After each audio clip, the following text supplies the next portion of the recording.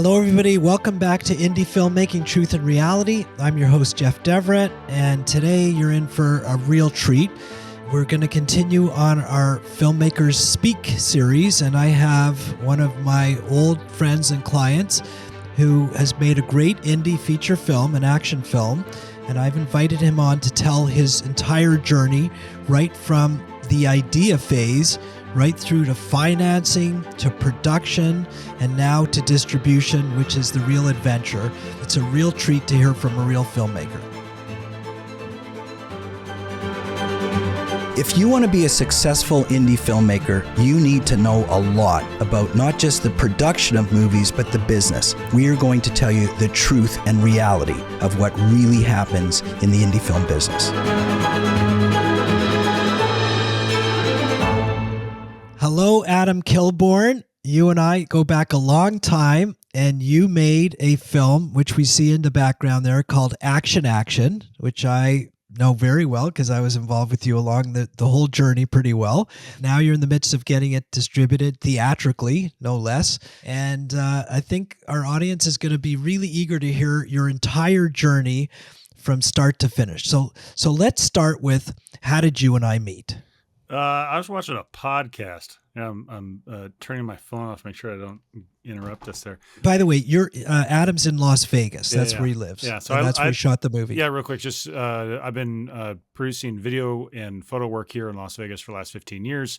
I'm a former certified financial planner and decided I wanted to follow my dream and make a movie.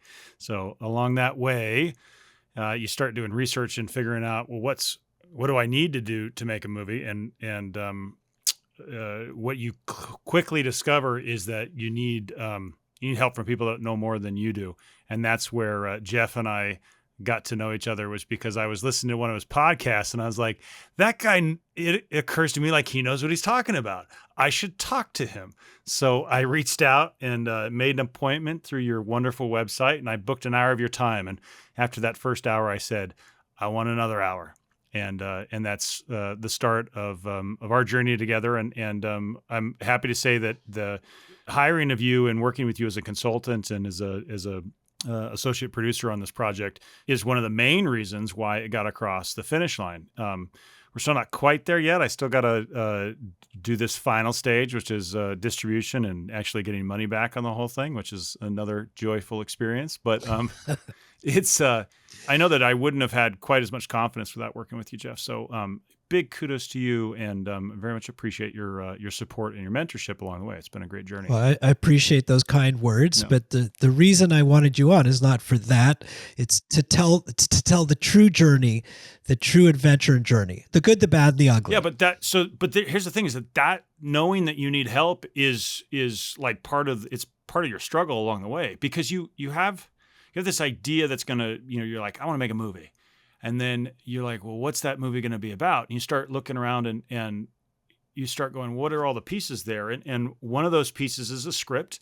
And I started writing a script, and I'm horrible at writing scripts. I mean, I'm not the worst person out there, but it's definitely not a skill set that I had sitting in my back pocket.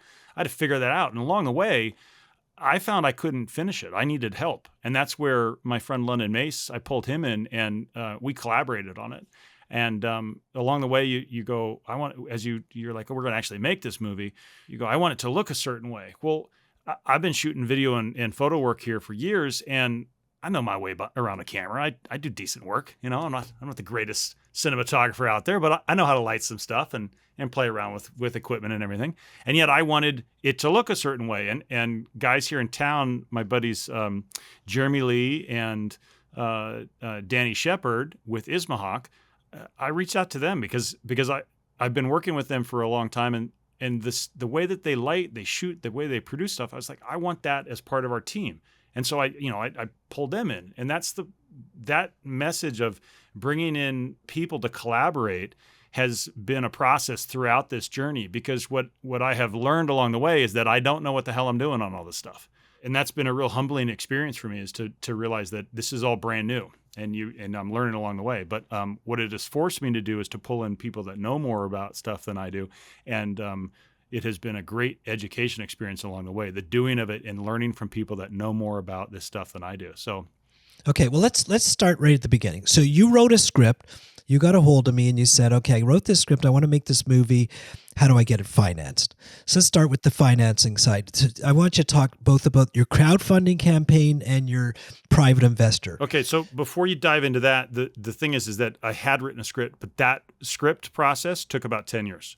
And I'm not kidding. We did a short film in 2012, and we kicked that around. We wrote a first script, and after reading it with a group of friends, I threw it away. I was like, I can't produce that. And then I wrote another script about a completely different subject, and we got done with that. And I was like, I can't produce this, and we threw it away. And so then we uncovered Action again and rewrote that. I bring that up because people want to pretend like the story isn't important, and unfortunately, it is the most important.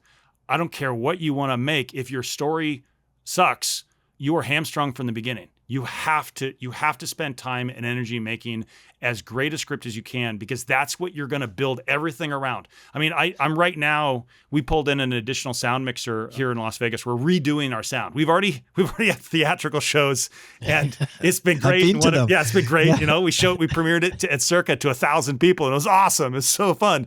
And I'm like, shit, there's something wrong with this, So I'm spending more money going back into it and completely redoing the mix here for a 5.1. Oh yeah, and it's been awesome to experience it at a whole new level with it. But it's like, if you're going to spend, I'm into this hardcore like 5 years now. If you're going to spend that much time on something, that script better be great. You better love it, because you are going to touch this thing so much, and you are going to be so sick of it after a while that if it's not good, you're going to fail, because you're just not going to want to finish it. You're like, that's a terrible thing, and go on. So I call the script the foundation. It's kind of like the foundation of a building. Yeah. If the foundation is not rock solid, then no matter how nice the building is, it's going to fall over.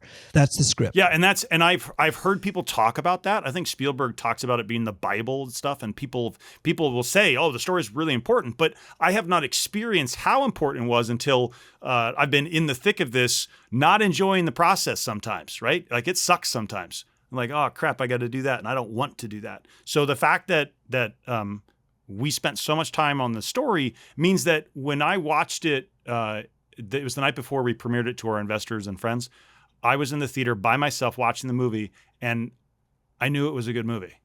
And the relief that I felt at that moment was palatable. I was in tears. It was like it's such a relief that it was a good movie. And it started with a good script, because that's where I all those hours of London and I and Beverly kicking this thing back and forth and making the story better got it to where it is. And it's not like, this isn't Shakespeare rewrote. It's a freaking action comedy, okay? Right. There's some stupid shit that happens in it, but it's fun, right, and it's enjoyable. And that's, I can't press that hard enough, because what you then have to go do, and this leads into your fundraising question. Hold on, before we get there, just remind me, what was the original title of the script?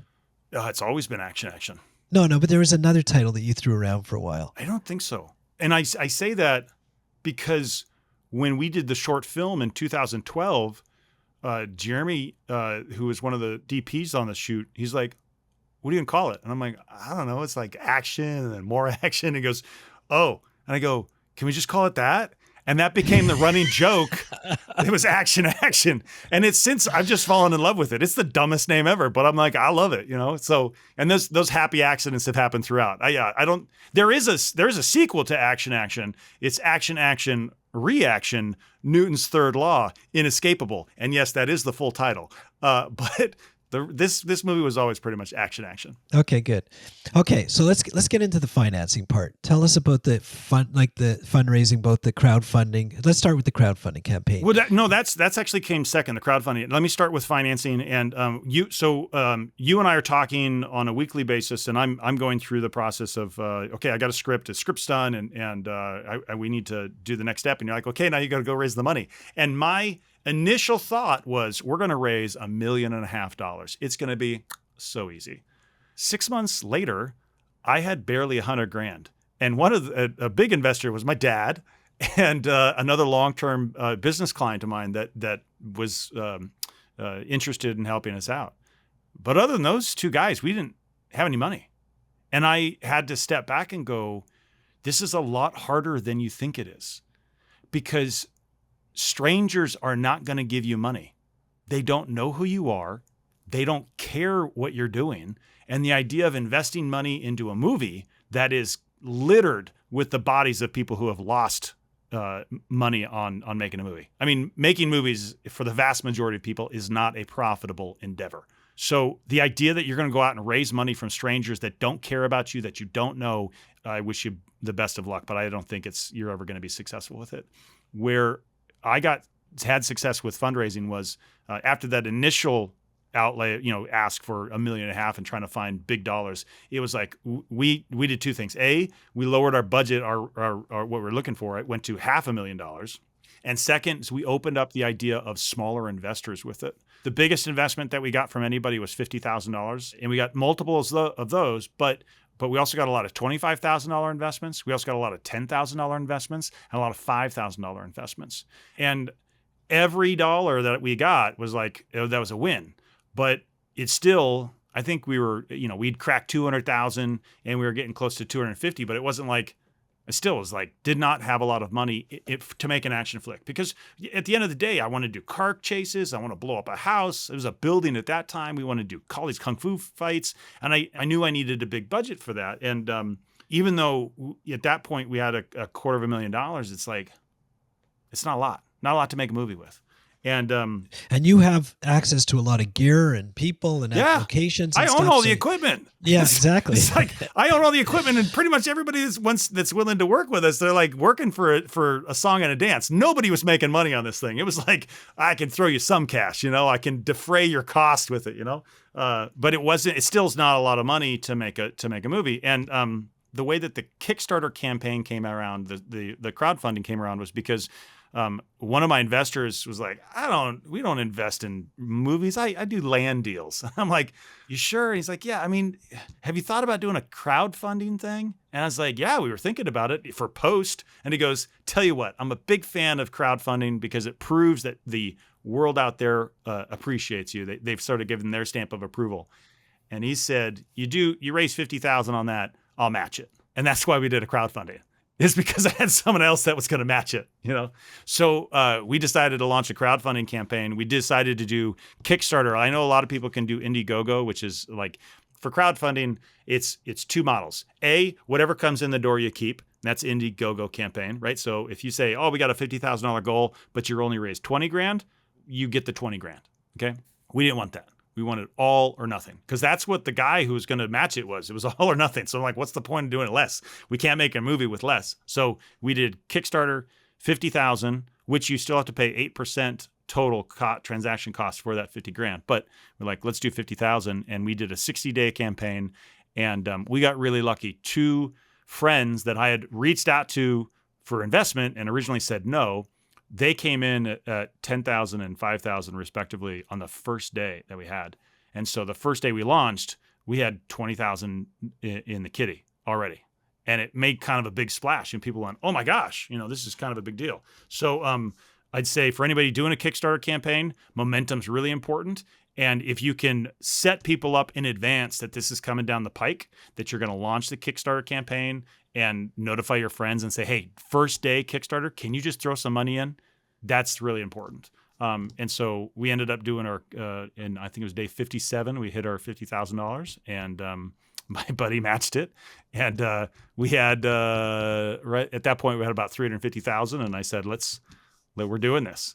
Let's go shoot a movie. Yeah. And since then, I've spent a lot more than that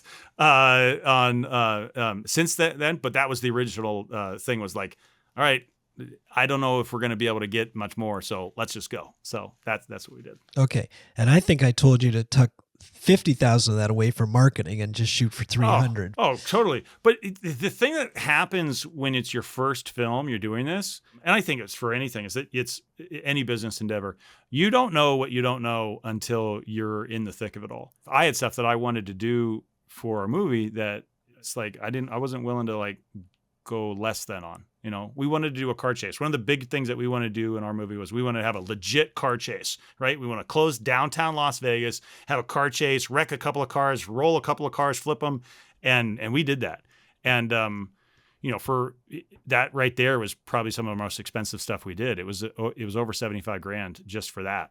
And I'm totally down for it. I don't care. Yeah, but then it looks great. Makes the movie, it elevates the movie It's to a different fantastic. level. Yeah. And I'm on the back end, not having that 50,000 just for marketing, not having it for post and stuff. I'm figuring it out along the way. How do you deal with it then?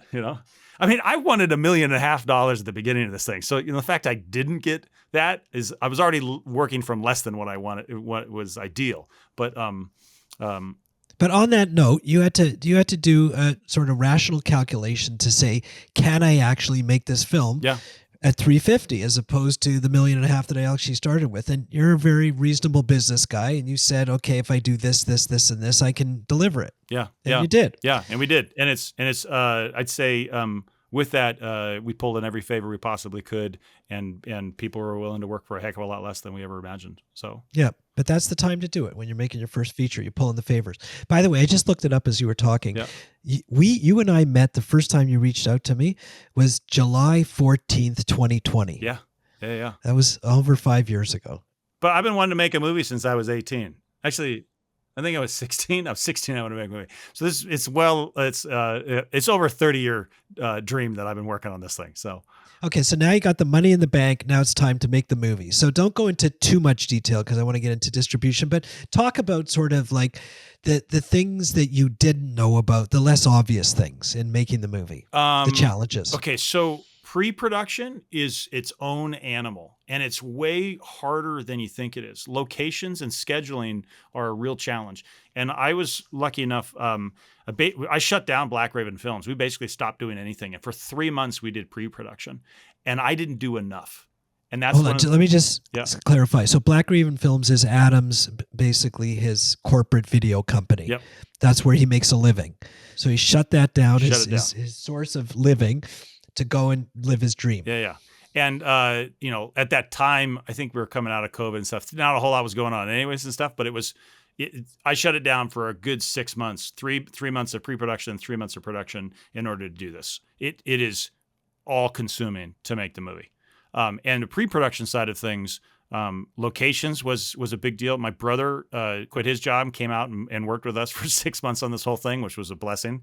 And Matt in our office, he basically turned into a prop master, and we just started knocking stuff off of the checklist. And there is so much more of that checklist that I could have done. Like if we were doing it again, I'd have done a ton more storyboards. It's like, we don't need that many storyboards. It'd be fine.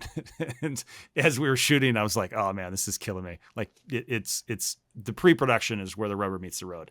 So pre-production was a ton of work, and you got pretty lucky with your locations, I'm going to say, because you got some big locations and you didn't have to overpay for them. Well, I don't think I'm going to recharacterize that. I don't think it was lucky because they were all places that I knew or had an idea that we could get, and I had a relationship with them all. So all the business people that I'd done work with or that I knew, we're hitting them up. So the World Market Center we filmed at, there's a giant building. I know the architect who built the building. We've shot there before. I'm asking a favor and say, I want to showcase your building in my movie. And so he's working for me to make that happen. We shot at the Circa Casino. Derek and their team has been a client of ours for years, and I approached him early on when we were actually fundraising. He was one of the guys that said, no, I can't. I've just built $1 billion casino. I can't give you any money for your movie. But he was willing to give us his location. So we filmed at Circa, and it was a treat. The Ma Museum, again, we shot in the Ma Museum. It was an opportunity. We'd already done work for them. All of the locations were relationships that I had fostered for years, and they knew me. They trusted me. And that's the part, I think that's the biggest thing that people don't understand about locations. It is not about the money. They don't care. Nobody cares about the money that they aren't going to see. If it's a manager of a business, they don't care. They care that you shut their business down, that you are a nice person, you're respectful, and that you don't wreck stuff. It's like they've got a business. They don't care about your movie. So if you want to use that place as a location, you have to figure out how to make it easy for them. And that's what I think we did for them at all the locations. And then some of them, like the Parisian Palace where we shot, we paid a fair amount for that. It's probably $20,000 that we paid for that location. We shot there for over 10 days. It was right around $2,000 a day for all that stuff. And it's like, it doesn't sound like a lot of money, but when every penny that you're spending, you're going to blow $20,000 on location, you better make it count. And we used that place like nobody's business. It was great. So Let me think through. Pre-production is a big deal. It's more than I ever thought it was. Do you feel like when you were ready, do you feel like you did enough when you actually went to shoot, or were you thinking? The biggest thing is your schedule. This is the thing that I didn't appreciate as much when we started shooting, and I do now. And that is, don't stop. Once you start, do not stop. If you think that you can shoot for 15, 20 days and then take a month off, you're kidding yourself. It is Herculean to restart that engine once you've started. If you have people in it, put your foot on the gas and just go as hard as you can. And because what we did 28 days in a course of 60 days. So over a course of 2 months, a little less than 2 months, we did 28 days of production. And then the next 7 days of production took over a year to complete. And that was because you'd stopped the machine and people had gone on to do other things. So to get it started back again and get yourself into it again, it was hard. So you had 35 shooting days, 28 you did in the first 2 months, and then you did 7 over the course of the next year. And some of that was the action stuff, like the blowing up the car. But even that, like we blew up a house and we did a car chase in like 4 days, like 2 days of car chases, and blew up a house. There was like day 1, day 2, day 3, and we were done. Yet to come back and do it, I think it was almost a full year that we came back and blew up an additional car. And it was, honestly, I was just exhausted. That's the thing. Like, I didn't realize how much I was going to be tired. People don't realize it is a marathon to do this stuff, especially at our level. It's a marathon. And I just didn't realize how tired I was going to be at the end. I think I didn't. Okay. So what, before we move on to production, so what other tips about pre-production can you give? Like, say, I always say it's 3 to 1. For every shooting day, give yourself minimum 3 days of pre-production. So if you're shooting 30 days, you get 90 days of pre-production. I think those are great rules of thumb. I think it's more, each person is going to feel it out for themselves. But I think the schedule is super important. We use, I think it's Studio Binder is the program that we use for some of the scheduling. But we also used a giant cork board and put weeks up there and cut out all our scenes with paper and pin cushions, and old school moved that shit around so we could really. Yeah, it's still sitting in my office here. It's a treat for me because I look at it because we spent so much time figuring out where we could fit stuff in to make it all work for people's schedule and stuff. That's it's one of your biggest challenges, the schedule of things. But scheduling is really important there, and that's probably where you spend a lot of time. When I teach scheduling in my film classes, I call it juggling. I teach people how to have 10 balls in the air, juggle them, and then somebody puts another one in. You got to keep it all moving. Yeah. Having someone dedicated on props was really good. Casting? Talk about casting. Casting is one of those things we did. People said, you should hire a celebrity for it. And in retrospect, it would have been a heck of a lot better for us to have some sort of day player that we spent $50,000 or $100,000 on than not. And that's what I have been learning for the distribution side of things is distributors don't give a crap about your movie unless there's someone in it. Like a no-name indie film, they don't care. They're like, who's in it? And if you don't have anybody in it, they're like, well, I can't sell it. And that might not be you might have a great movie that could break through that. But when you go to these film markets, they just care who's in it. They don't care. It's a genre film. Who cares? Who's in it? And so, okay, but the question always is, if you say spend another $100,000 on the star, are you going to get at least 150 back on that? Oh no, there's no guarantee you will at all. That's correct. The worst part. That's the bet. Yeah. So, and that's the thing that like I said, in hindsight, it'd have been a heck of a lot easier. We have Clarence Gilliard in our film. He was a professor at UNLV. He's in our movie because he was our professor, and he was in the original Die Hard and the original Top Gun, and we had a relationship with him. So we thought we could, we wanted to work with him, and he wanted to work with us. But if it weren't for that, I don't know if we'd have anybody name-wise in the film. I was so focused on wanting to have really great actors in the movie, I didn't worry about the star power, and that was a decision on my part. I was like, I'm more interested in having great action sequence and great acting than if some, no-name B actor is in my movie. And we had an LA actor that we were looking to hire. He's been in a couple of things, and we were going to spend, a fair chunk of change on him. And the back and forth negotiating that whole deal, it just became too much. And I had a buddy who'd been asking to play the part, and I go, I'm going to roll the dice and let him play the part. And I'm so glad that we made that decision because he's so much better than I think the other guy would have been. And it worked out so much better for us for a bunch of different reasons. But it has been very hard to get people's attention with the film, even as big as the promotional stuff as we're doing, because I don't have a named actor. Okay, we'll get to that. We'll get to that when we talk distribution. All right, let's talk about production now, shooting the movie. Yep. So was it fun? Did you enjoy it? You said it was a marathon? Yeah, it's a marathon. It's great. I did a video blog after every single day of shooting for the whole time. So every time we shot, at the end of the night or the next morning, I'd shoot and do a By the recap. way, let me make this clear.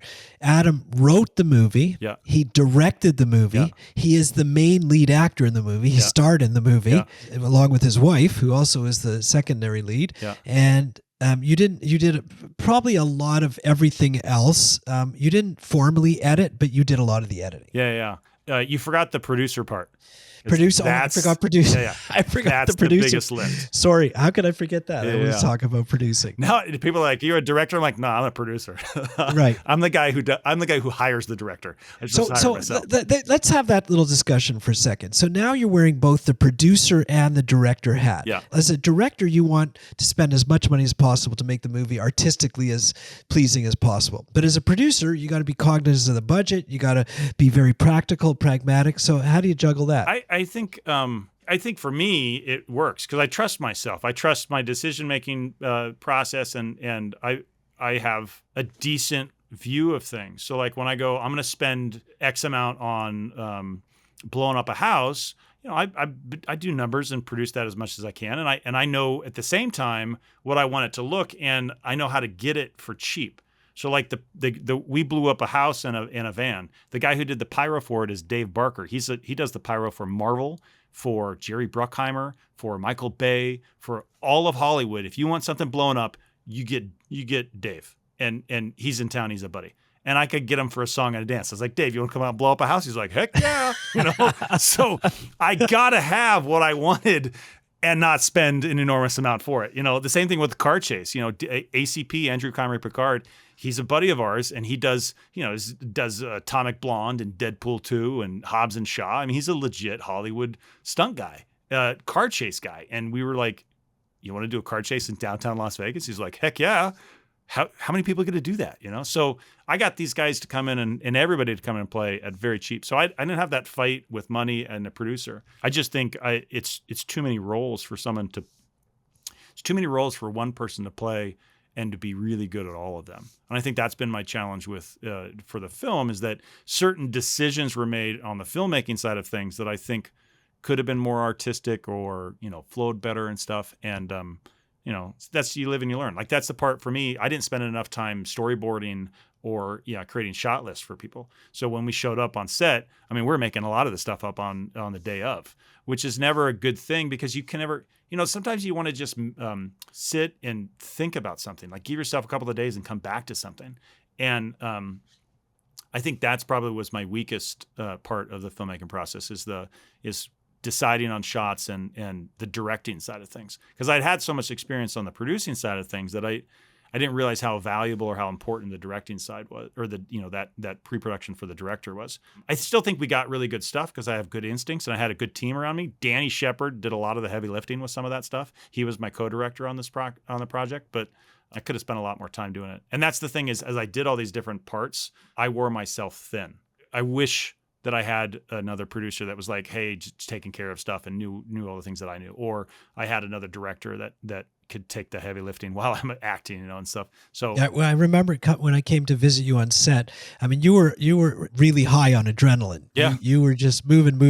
But then I think at the end you just crashed and burned. Oh, totally. Yeah. Yeah. I don't think there's too much burning, but there's definitely crashing at the end. Right. Definitely crashing.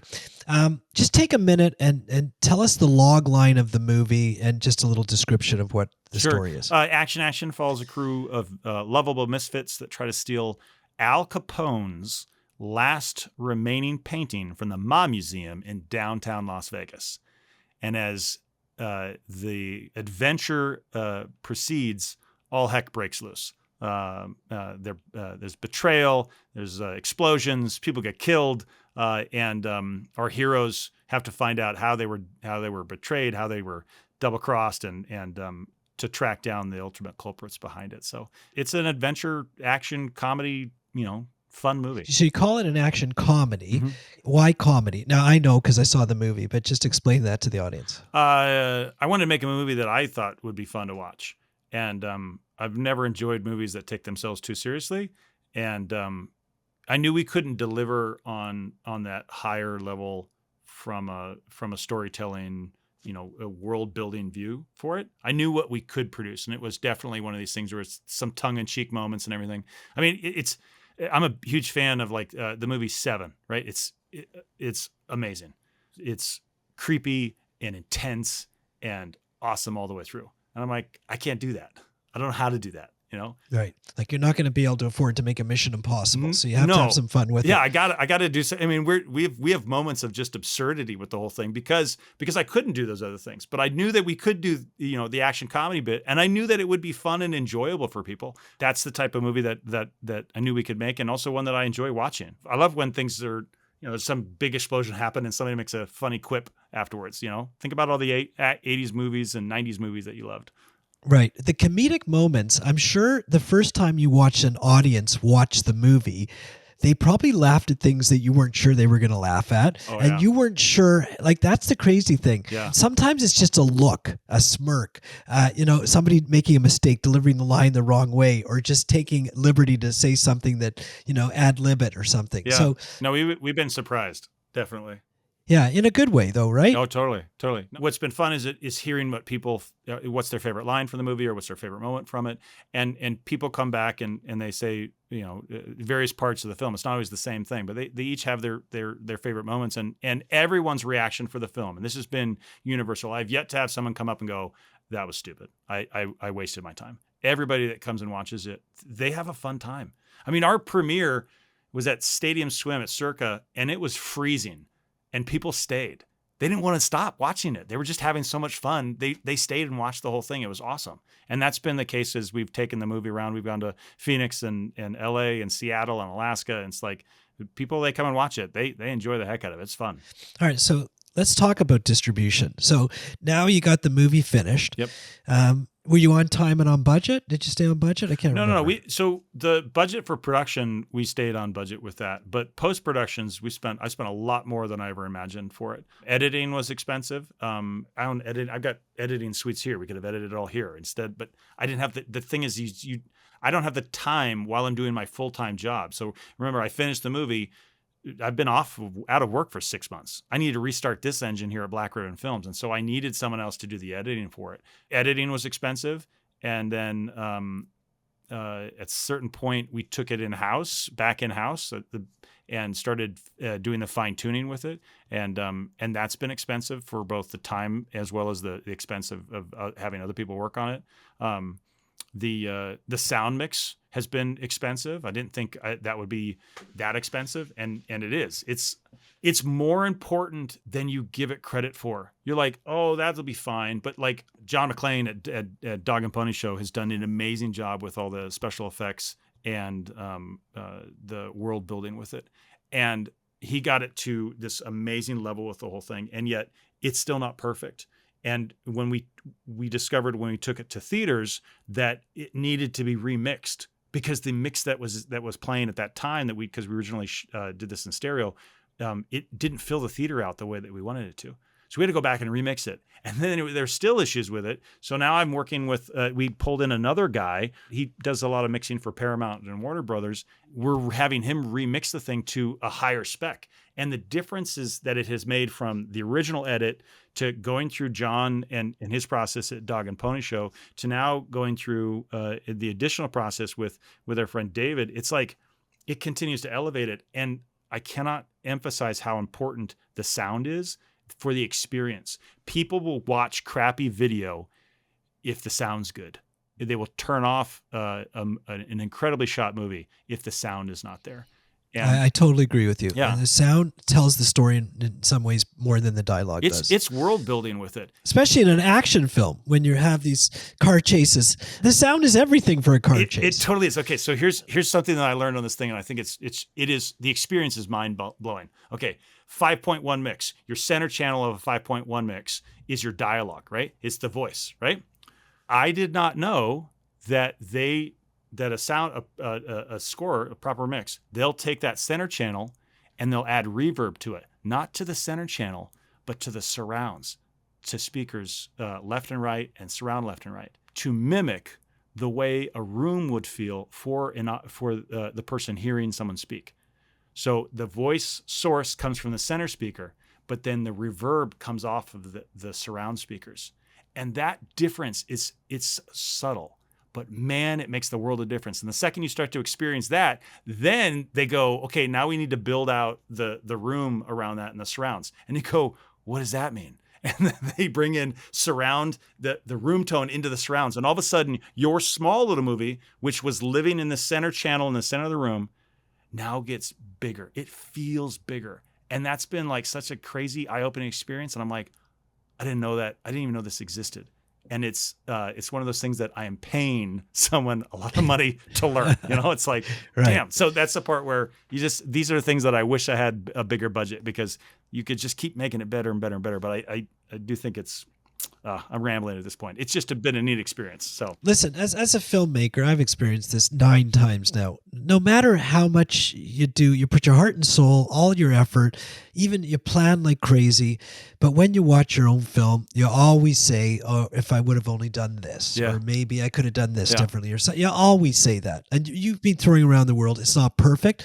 It's never perfect, because perfect is a moving target. As soon as you say, "Oh, this is great," then you think of something else. Yeah. Well, John's got a saying that he's repeating and says, "It's not done, it's due." It's due. And that's It's the thing due. with the movie is it's due. So we're doing this Yeah. last mix with the sound because we're delivering to Amazon and Apple TV here shortly. So Okay, great. Let's talk about that. Yeah. Okay, now the film is done, post is done, everything's done. Now you got to go put it out in the world and get some viewership on it and hopefully make some money. It's called distribution. So tell us about distribution. one of the things that I've learned in the distribution route is the value of film festivals, not what I originally thought was the value. So when people say, oh, you should submit to film festivals and do film festivals with it and everything. And I was like, I don't need accolades. This movie's not going to win Sundance, for crying out loud. It's an action comedy. Nobody cares about it, right? But what I failed to realize is that what film festivals give you is a screening for a very low cost. You can submit there's 14 on Film Freeway. There's 1,400 or 14,000 film festivals. It's like every day there's a film festival somewhere around the world. No, every day there's 50 film festivals. Yeah, it's somewhere crazy. around Sorry, yeah, it's Yeah. like 50, right? So Yeah. if every one of those film festivals costs you about $80 to $100 to submit, and so if you were to submit, and let's say, just doing math wise here, let's say you submitted to 100, that's 10 grand, and you're like, oh my God, that's $10,000 I'm going to spend for film festival submissions. And you just figure, let's say you get into 10% of those. Just 1/10 you get into those. That's 10 screenings that cost you $1,000 a screening. That's cheap. Because right now, what I'm spending for screenings is between $2,000 and $3,000 per screening to take my movie, with the box office receipts included to offset that cost. Like, I took the movie to Fairbanks, Alaska. It showed at Regal Cinemas, and I'm like, oh, we'll do some sort of ticket split with Regal. That'll be great, right? Like, they'll take 50% and I'll take 50%. That'll be wonderful. Nope, that's not how that works. What they say is you have to buy the theater out in its entirety. Every seat in that place, full price, you have to buy. So I spent $4,700 to rent that theater out. And even though we had 225 people come, I still lost money on that deal. I still am in the hole. For there, I made $3,700 back. So it was $1,000. But that's not including any of your advertising or social media expenditures that you're going to spend to go and have that people find out and know about it. I mean, we put an ad in the newspaper. We were on radio. We did all this other stuff. So it's like that screening still ended up costing me, I think it's $2,500 to $3,000 for us to do that. Like, that's crazy.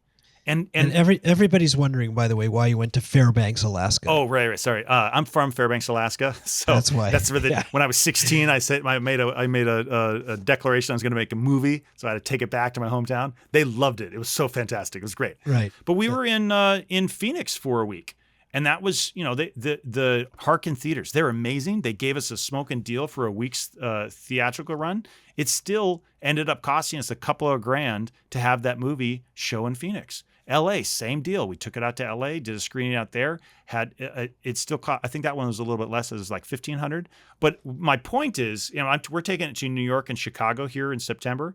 It will cost between $2,000 and $3,000 to book a theater and to get people to show up to see my movie. I literally have to net after you get the receipts back. Yeah, I have to pay people to come. It's literally costing me money to take this around and show it at theaters. Okay, so the obvious question is, why are you doing that? Why? I mean, obviously you want viewership, but if it's costing you that much, what's the point? Because a theatrical showing of your film, you create fans of the film. It's an experience for them to come out and see it, to meet the filmmaker, to tell the story. And it was important for me to show it in a movie. I mean, all filmmakers want to do this. You want to show it in a theater. You don't want to show it at home. It's great. The holy grail of the film business is still a theatrical screening. To go to the theater, yeah. So my point with all that stuff is film festivals can be a less costly way for you to get your film to have screenings around the country and around the globe. And so we've started submitting to a bunch, and I'm fingers crossed we get in a couple. I wish I'd been doing that 6 months ago for viewership to get the word out and spread the word. Okay, but in a previous episode I did with a film festival consultant, we talked about the fact that the viewership in festival screenings has actually dropped quite a bit. Oh, it's terrible. I'm sure. But here's the thing is that if your film is screening in, Austin, Texas, let's say, you fly out to Austin, Texas, and you promote it. Yeah, you totally do that. But the theater itself only costs you $100, okay? Not $2,000, These guys in New York, they got a bar and a restaurant there. So they're making money on your film from the beer and the popcorn and the food sales they're going to have. They have a minimum spend. You have to spend $1,500 on food and beverage on top of the $3,500 that you have to pay for the theater itself. It's $5,000 to rent that theater out. So you just finished saying the reason you want to do this is so you create fans. Yep. And you create accolades, hopefully, and people talk about it. Yeah. Is the end goal to hopefully get word of mouth going so that other people hear about it? Yeah, there is that, because if I have a screening in one of these cities, I'm running trailers in that city and I'm sharing it on social media. It's something for me to talk about. And that all those people that we share with, we can then go back to for online sales once the film is actually online, which we've done right now. We're still talking to distributors about this because I don't have a clear path of how we're ultimately going to go, but we did do a deal to do transactional video on demand sales with Amazon and Apple TV, which anybody can do. It's a paid thing. How did you do that? Did you do it through Film Hub? No, it's BitMax? Yes, it's BitMax. Yeah, it's BitMax. It's a pay-to-play scenario. So it's $2,500 for your first location. It's another $250 to get it somewhere else. So we did Amazon and Apple TV because that's the bulk of where your sales are going to come from. It's from those two platforms. So when's your film going up on those platforms? As soon as we finish this final run with our 5.1 mix, we're going to submit and then they'll do quality control with that. So sometime around October, we think it'll be available. Okay. I'm expecting a call from you saying, Jeff, this delivery thing is nuts. They're putting my film through QC. They're asking for every little tiny thing. What the heck? No, it's a lot. It's a lot. I've seen the things. It's one of the reasons why we haven't pushed it out earlier. But I don't think it's insurmountable, all this stuff. I think for us, it's an opportunity. Here's the dirty secret with this. I have been hoping up to this point that we would be able to hook a Netflix or a Hulu or an Amazon Prime or one of these streamers to write us a check. Our film is good enough that it would find an audience, that people would enjoy it, and it would be worthwhile for a platform to pay us for it. I have yet to have that conversation with any of them because to get there, they don't take unsolicited submissions, and everybody that I thought was going to be able to do this has yet to be able to deliver. It's it's not happened. So the BitMax thing and doing transactional is it's like the last ditch effort, or it's not the last ditch effort, but it's okay, at least I can do that. The problem is I don't know if we're going to make any money doing Amazon transactional video on demand sales or Apple TV video on demand sales. That's the challenging, that's the discouraging thing at this point is I don't know how many sales we're actually going to make doing that. Because I don't know about you, but how many movies you bought in the last year? Bought, not just streamed, bought. So what are you going to be like $4.99 for rental and $11.99 for purchase or something like that? No, on $4.99, $19.99. $19.99. Okay. But even that, we could do $9.99 to rent in the first 3 months and see how much we get for that, and then drop it down. But you're going to have to do some audience, like some marketing. You have to create some audience awareness. We'll do some additional. So all the markets that we've done a theatrical release in, we will do paid advertisement online for that, using the people that clicked on it before. I mean, when we run ads on social media platforms, people click on the trailer because it's an exciting trailer. The question will be, can we convert them from that? That's my big concern with it at this point, because it's one of the reasons why we haven't rushed to put it on Amazon yet. It's because I'm still hoping that somebody's willing to take it and actually write us a check for it. A check is a guaranteed. It's like, okay, you're licensed it for the next year. Great. Here's the film. Correct. Go spread it around. People will love it. To do it on Amazon and Apple TV one-offs, I'm like, I hope so. Fingers crossed. But okay, now here, the audience is thinking this question I'm about to ask you, but I know the answer. I know that you have had many conversations with traditional distributors, but yet you have not signed a deal yet. Do you want to tell us why and how that's going? Yeah, I have not signed a deal with any distributor because I've yet to find one that I trust and am willing to do business with. I was getting close with one of them, and my friend says, "Oh no, you can't do that. You can't do the deal with that person." And I go, "Why not?" And they sent me a link. There's a link to a group of people. 4,000 people are part of this group. And this distributor was at the top of the list for distributors to stay away from. They literally called this person a crook, a charlatan. They will steal your movie. And that was the person that I was about to do a deal with. So I went, this is the best one that I had met, by the way. I hadn't met anybody else that I was like, oh, this is great. That's like a big issue. Is like, I don't know anybody that I can trust in that world, because the incentives are all screwed up. The distributor takes almost no risk whatsoever. It's like almost no risk. And yet they're going to own your movie for the next 3, 5, 7, 10 years. I'm like, wait, what? I'm the one who spent all the damn money to make this thing. I'm the one that's put all this energy into it. Like, here's my product, and I have to hand it over to you in some cockamamie deal for the next 5 years? It's stupid. And I look at it towards I see it like a house. Like, if I was selling my house, do you think I would do a deal with my realtor for the next 5 years praying that they sold my house? No. You sign a contract. I'll give you 90 days. Go play. Go sell the thing. And at the end of 90 days, you've even sold my house. I'm going to go find someone else who's going to do the work. And that's the part I haven't found a deal with any of the distributors that's willing to go, oh, I'll take your movie. I'll go sell it. Like, if I had that deal, I'd do it in a heartbeat. Because my risk is low. I get the film back in 90 days. But all the contracts that I've seen, it's 3, 5, 15, 15 years. What are these people doing? They're literally going to markets and they're talking to their connections. And so I'm on a rant at this point, but I just... No, this is important. What you're saying is the experience of many, many filmmakers. It is. And I don't understand why it's this way. I used to sell insurance and investments. All of that work is based off of commission based on a product being sold. And that's how I feel like right now, I have a film. If someone could do the deal, I'd pay them for that. Like, if you want to buy my movie for $500,000, for $1 million, to do a deal like that, you should get paid for it, right? If somebody were able to broker that deal, great. I'll give you 10, 15%. I'll give you 20%. If the deal's big enough, great. Hold on. They're asking for 30%. They're asking for 30% of your movie, of this fantasy revenue flow that I don't know if it ever is going to come to fruition. They go, I'll take 30% of your movie. Some of them, the fun ones, are the ones that'll go, but I got to charge you like $50,000 in marketing fees because, I got to go around all these markets, and sell your movie. So that's going to cost some money. So they're like, we'll go in against that first.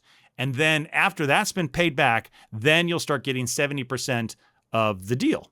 Except I have yet to meet a filmmaker who has said, I made money on my movie. You are the only one who I've heard has actually made money back on that, and you were doing your own deals. It wasn't. That's correct. Yeah, because you're selling your product. Distributing. Yeah, correct. So for me, I haven't met someone that I go that I'd be willing to jump into business with that has a deal that's palatable.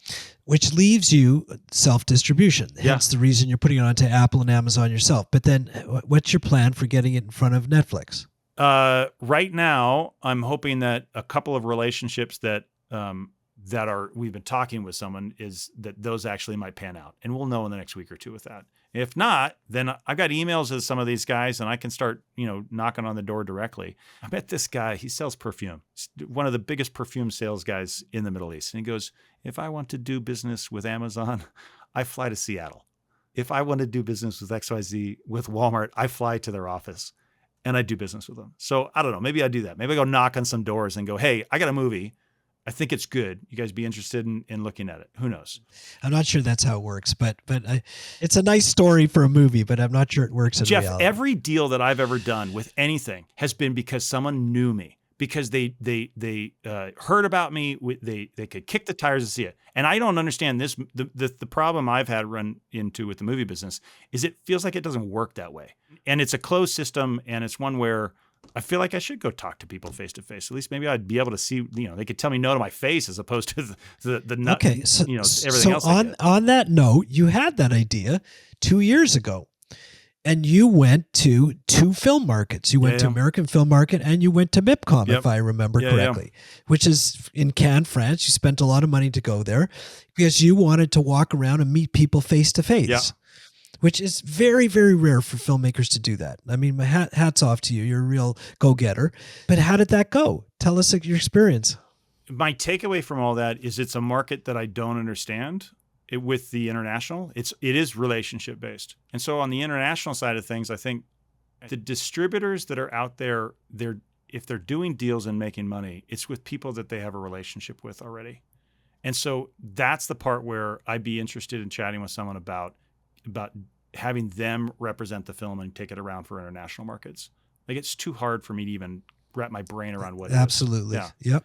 And so that, I feel like I'd be willing to chat with someone about. My concern, my problem with it at this point is, again, I haven't met anybody that I go, oh, they're a reputable individual. I want to do business with them. All I've heard is people getting, their movies stolen from them and they don't make any money on the damn thing. Mm-hmm. Distribution has a very bad name, and I hate to say it earned it. Yeah, but the reality is when I went to MIPCOM and I talked with the guys in Turkey, or I talked with the guys that are in France and those markets, I'm not a client for them. I'm a one-off producer. It's just it's not worth it for them. It's too much money, time, and energy spent to purchase my product for them. Why would they do it? They're interested in talking to someone who's got 100 movies, 200 movies, right?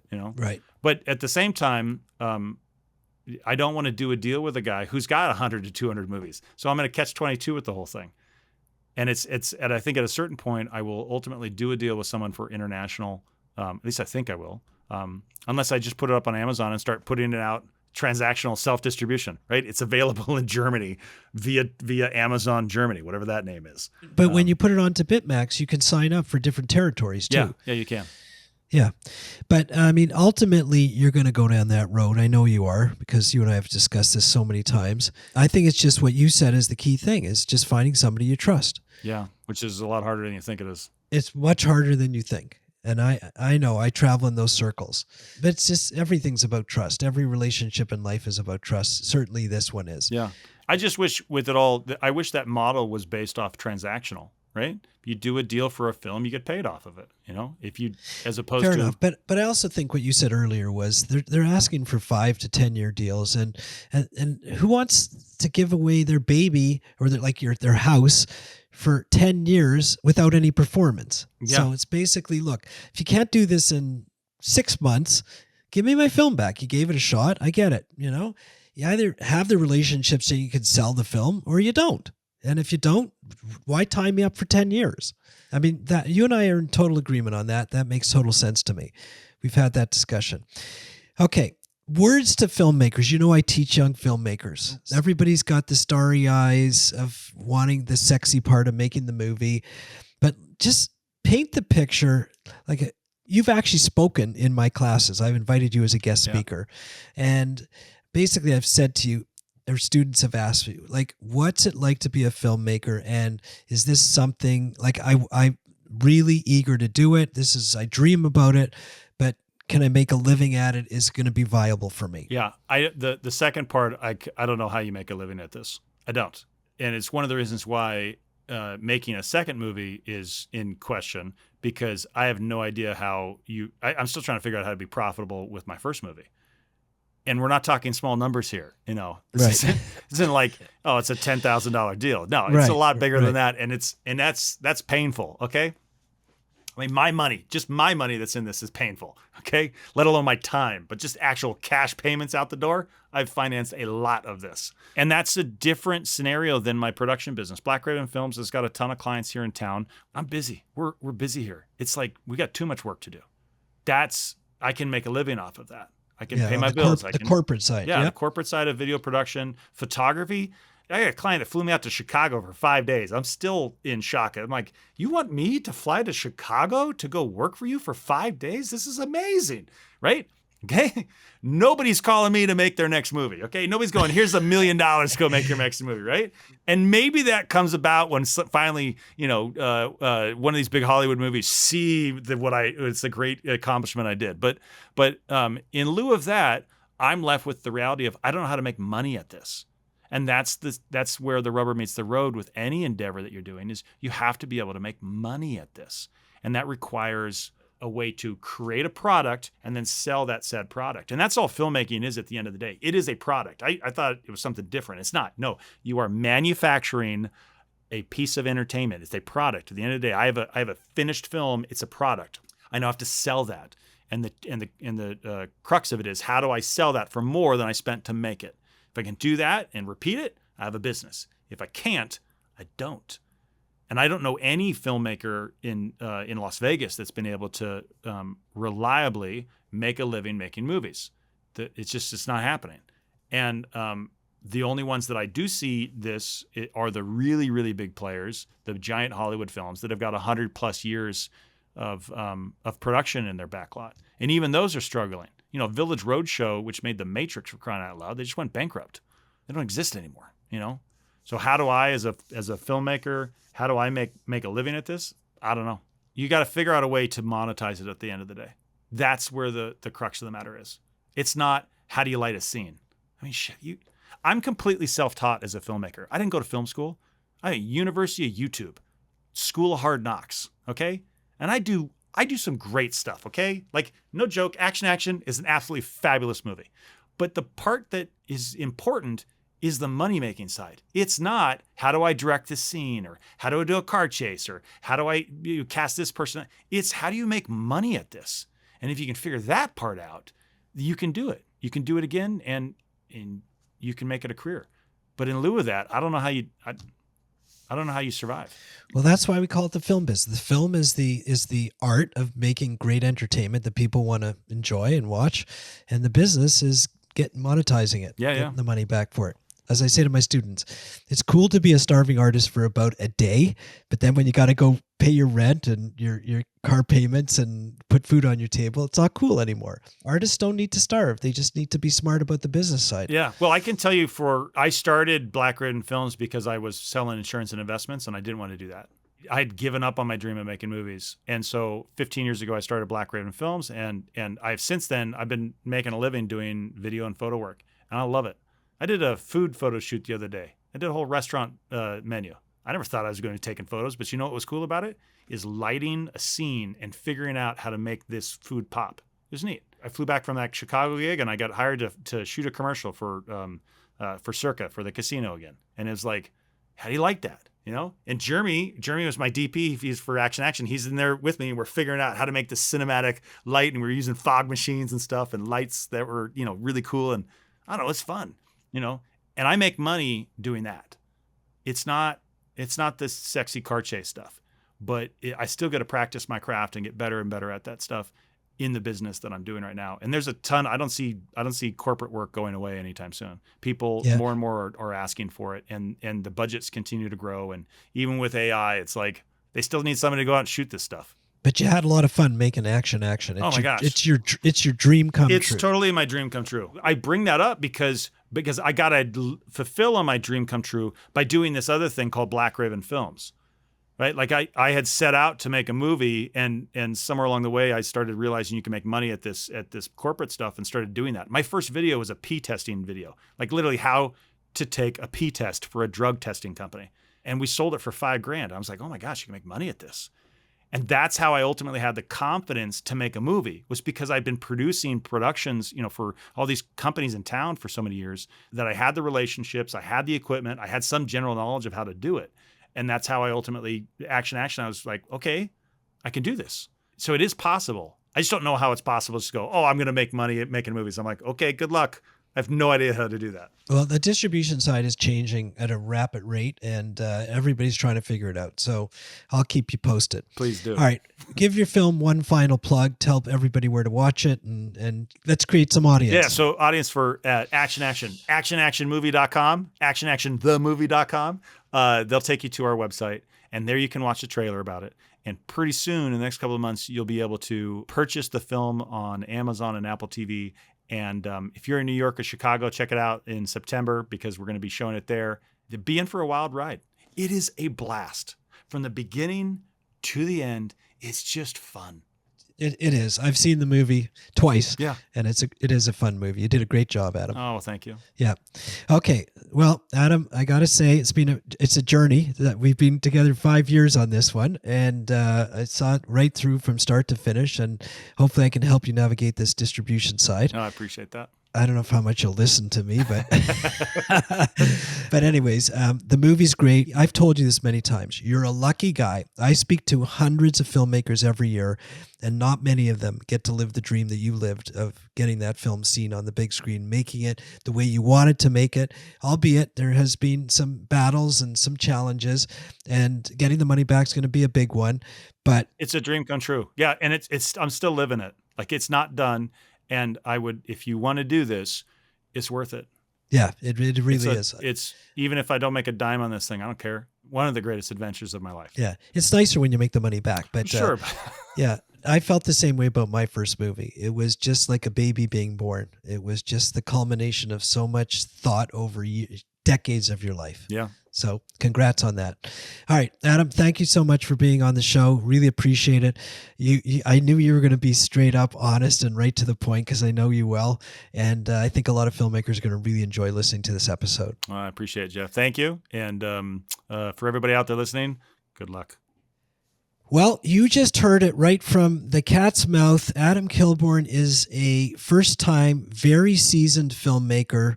He has done exactly what most of you are hoping to do or have done yourselves. I met him, as I said, 5 years ago. We have walked this path together for the last 5 years.